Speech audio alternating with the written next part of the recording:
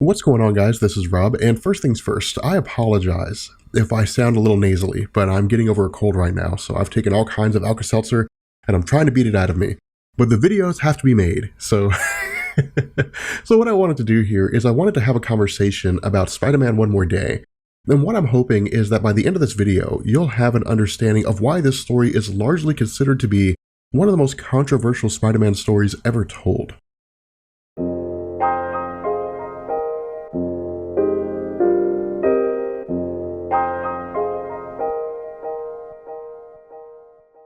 So Spider-Man One More Day was a 4-part miniseries in 2007 that was written by J. Michael Straczynski and Joe Quesada, with input from some of Marvel's top writers, including Brian Michael Bendis, Mark Millar, Jeff Loeb, and Ed Brubaker. Now, while Spider-Man One More Day can be considered self-contained, the full arc actually starts immediately after Civil War, with the Spider-Man Back in Black event taking place in Amazing Spider-Man issues number 538 through 545, Sensational Spider-Man issues 33 through 40, and Friendly Neighborhood Spider-Man issues 17 through 23, all of which lead directly into the One More Day event proper.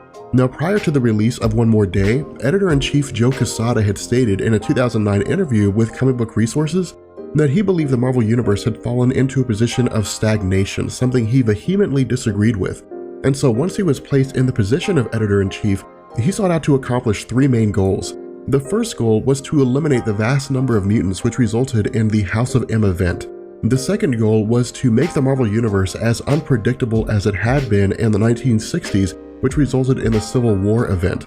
And the third goal was to return Spider-Man back to his roots as being a single male. Now, regarding this third goal, Joe Quesada had felt that the marriage between Peter Parker and Mary Jane could only produce so many viable stories before it began to run its course, before it began to run stale. And that in order for Marvel to be able to effectively produce Spider-Man stories for the next 20 to 30 years, the marriage between Peter and Mary Jane would have to have been ended at some point in time. Now, if this is a concept that sounds familiar to you, it may be because this is the exact same stance that was taken by Jerry Conway during the death of Gwen Stacy. But regardless, to accomplish this final goal, Joe Quesada orchestrated the One More Day event, which centered on 2 main ideas. The first was the retcon of the marriage between Peter Parker and Mary Jane Watson, and the second was the direct fallout from Peter Parker's public reveal of his identity as Spider-Man during the Civil War conflict.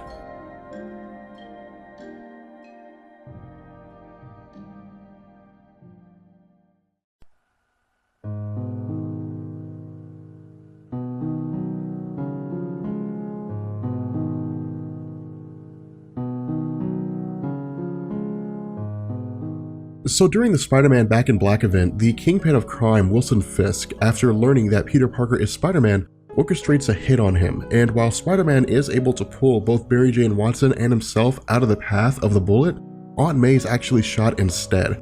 Now, where other elements of Back in Black deal with Spider-Man's pursuit of the Kingpin, the most important part of this story as it pertains to One More Day is how Spider-Man deals with Aunt May being shot, because this directly influences the events of One More Day itself. In Sensational Spider-Man number 40, the final issue of the Back in Black series, Peter received a visit from the One Above All, the absolute power within the Marvel multiverse. Now, while it's unknown why the One Above All chose to visit Peter, what Marvel gives us is this insight into the mind of Peter Parker himself. Due to having suffered the loss of Uncle Ben, Gwen Stacy, Harry Osborn, and facing the possible loss of Aunt May, Peter perceives his life to be a cascade of failures. Moreover, during his conversation with the One Above All, Peter states that he would be willing to give up anything to keep Aunt May alive, even going so far as having his entire life rewritten so that he never becomes Spider-Man in the first place.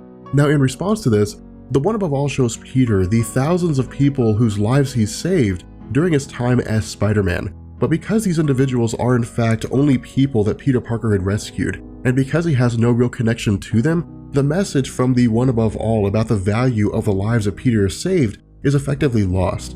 And so ultimately, the journey between the two of them culminates in Peter simply just outright asking the One Above All if it's possible for Aunt May to be kept alive, to which point the One Above All replies that everyone has a role to play, and that while it may be unfair, that this is the role of Peter Parker, to lose his uncle, to lose several friends, to lose Gwen Stacy, and now possibly lose his Aunt May. And so these feelings of emptiness that immerse Peter Parker are what actually lead him into his decision-making process with the One More Day event itself. Now, having said all that, as we get into One More Day, what we find here is that Aunt May is still hospitalized and that she's actually in a coma. And so because Peter Parker and Mary Jane are unable to cover the cost of Aunt May's medical bills, Peter turns to Tony Stark. However, because Peter had turned against Tony during the Civil War conflict, his arrival at Stark Tower is immediately met with hostility. But after a brief skirmish, Peter's able to subdue Tony Stark. And what Peter tells us is that because Tony had convinced Peter to reveal his identity publicly, that the current state of Aunt May is Tony's fault. And so as a result, Peter demands that Tony cover the cost of Aunt May's medical bills to maintain her stay in the hospital. However, Tony declares that nothing of the sort's going to happen, and that even if he wanted to help, involving himself with Peter Parker, who's now considered to be a fugitive, would go against Tony's current stance on registration. And so as a result, Tony allows Peter to escape, but after mulling things over for a little bit, Tony Stark actually changes his mind. And what he does is he sends Jarvis to the hospital under a false name and actually pays the hospital $2 million to ensure the care of Aunt May. Now following this, things take a turn in that, to hear critics and fans tell it, the story takes a tumble down the metaphorical rabbit hole. Once Aunt May's stay at the hospital is secured, Peter and Mary Jane are informed that the only thing keeping Aunt May alive is the life support system, and that they're basically informed that there's nothing that can be done for her. So seeking out the assistance of Dr. Strange but being rebuked in the process, Peter eventually comes across a little red-headed girl. Now, while this little girl is ambiguous in that she provides no information regarding her name or where her parents are, what she does tell Peter is that she can help him save Aunt May. And so, following this little girl and actually losing her down an alleyway, Peter's taken on this strange journey where he meets a video game developer. And in what seems to be an attempt at a philosophical discussion, the developer tells Peter that the reason people love reading books pertaining to superheroes and playing video games involving superheroes is because they can't be a superhero themselves, and by extension, they have no real impact on the world around them. In video games and books, however, they control everything. They can fight crime as a hero, or they can become the villain. And while this dialogue is a little sloppy and a little clumsy, what Marvel appears to be doing here is giving us a reflection of Peter's inability to cope with the randomness of life and the events that happen, but that despite life's insanity, Peter has great power, and that because of this, he should be grateful rather than asking for things to change. Now, following Peter's encounter with this man, we find that Peter meets a second man. Now, the second man makes his appearance known by informing Peter that he believes he knows where the little girl had gone to. Then after catching a ride, the older man explains to Peter that he had been the school nerd, and that while the jocks got the girls and the glory, that he was picked on all the time. However, he eventually became an inventor, creating all kinds of devices and gadgetry, leading to him becoming extremely wealthy and employing the various high school jocks and bullies as janitors and the like. Now, while Peter initially congratulates him on getting everything he ever wanted, the older man simply replies by saying that the one thing he didn't get was a girl he knew in high school. Now at this point, the journey between Peter Parker and the second man actually comes to an end, and Peter simply just dropped off in an alleyway where he's directed to find the young girl, to find the little redheaded girl. But on his way, he comes across the third and final person, who's actually revealed to be an attractive older woman. Now, as the two of them begin to talk, she reveals that the video game developer Peter met was an alternate reality version of himself, and that in this reality, Peter's anger over never receiving attention from women and the constant bullying led him to turn his anger inward, causing him to isolate himself from people and becoming immersed in video games because it was the one element of his life that he could control. What she also explains here is that the older man is a version of Peter from a different reality as well, and that in this reality, rather than directing his frustration inward, he directs it outward in attempting to prove that he has value. And so becoming a tinkerer and a designer of gadgets, this version of Peter Parker eventually develops Parker Industries, which seems to be a replacement for Stark Industries in that alternate reality. And while his skills and technology garnered him a great amount of wealth, that his life was ultimately hollow, because the driving force behind his existence was to simply prove other people wrong. Now, the reason for Peter being shown these various versions of himself is revealed when the woman eventually casts off her disguise, revealing herself to be the demon Mephisto, the ruler of Hell in the Marvel Universe. Now, while Mephisto informs Peter that he has the power to save Aunt May, The power to do this, or the ability for Mephisto to do this, requires that Peter make a bargain with him. Now historically, Mephisto's bargains with mortals always involved Mephisto taking the souls of the mortals themselves. And so what Peter says is that before he can do or make any decision about this, that he first needs to talk to Mary Jane. And so at this point, Peter's actually taken to where Mary Jane is located, where it's revealed that Mephisto has been having this exact same conversation with her. And like Peter, Mary Jane says that she can't make this decision without talking to Peter Parker first.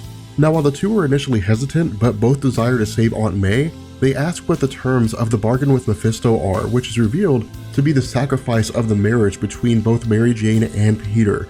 What Mephisto tells us is that the love between Mary Jane and Peter is beyond compare, and that only this will satisfy as payment for saving the life of Aunt May. And the reason for this is because Mephisto himself admits that he thrives on the suffering of mortals, and that what will happen here is that while the marriage will be null, while it will be as though they never were married, they had never become a romantic couple, that a fraction of their soul, some part of their soul, will remember what this life is, will remember the fact that they were actually married before things changed, and that the suffering that will stem from this is something Mephisto can quite literally feast on. And so what happens here is that Peter Parker and Mary Jane eventually give in, and they simply sacrifice their marriage to Mephisto. And so what this does is it changes the time stream in its entirety. But furthermore, what Mephisto reveals is that the little girl who had initially appeared to Peter Parker was actually their daughter, and that this future version of their child will actually never exist, because instead of keeping themselves married, they've chosen to save Aunt May, and so by virtue of never having been married, this child will never exist. And so what this does is this results in Peter Parker waking up the next day and having no recollection of ever having been married to Mary Jane Watson.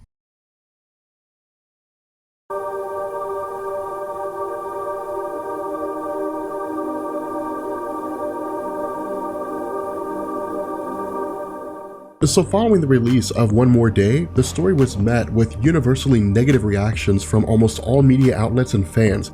In truth, the kind of backlash received from this story hadn't been seen since the death of Gwen Stacy, and actually led to writer J. Michael Straczynski distancing himself from the project. The reason for this was because many fans had felt that where the death of Gwen Stacy taught Spider-Man the difference between acting like a hero and being the hero, the marriage of Peter and Mary Jane was one of the longest running romances in comics, and the ending of their marriage had no viable effect on Spider-Man in terms of character growth. Moreover, while Mary Jane was initially hated following the death of Gwen Stacy, the Spider-Man fans had grown to love her character and the element of Peter's marriage to her, and to see it all come crumbling down due to editorial concern of story viability was a shot to the gut of many Spider-Man fans. Now, where Marvel didn't initially tell us how it was that Mephisto had eliminated the marriage of Mary Jane Watson and Peter Parker, in 2010, Joe Quesada released a story called One Moment in Time, where it was revealed that Mephisto had changed the past so that Eddie Brock had escaped police custody. As a result, Peter sought out Eddie Brock and during the conflict was knocked unconscious, causing him to miss his wedding with Mary Jane. Now, in addition to the retcon of Peter's marriage to Mary Jane Watson, Marvel also changed the status quo of both the Spider-Man stories and the Spider-Man publications. Firstly, Harry Osborn, who had previously died in a botched attempt to kill Mary Jane and Peter Parker, was brought back from the dead and revealed to have actually been in Europe. And in addition to this, the Sensational Spider-Man and Friendly Neighborhood Spider-Man titles were cancelled, and Marvel effectively rebooted the Amazing Spider-Man publications in their entirety in order to basically start Spider-Man off with Brand New Day. With that being said, we're going to go ahead and bring this video to an end. I hope you guys enjoyed it, and I will catch you guys later. Peace.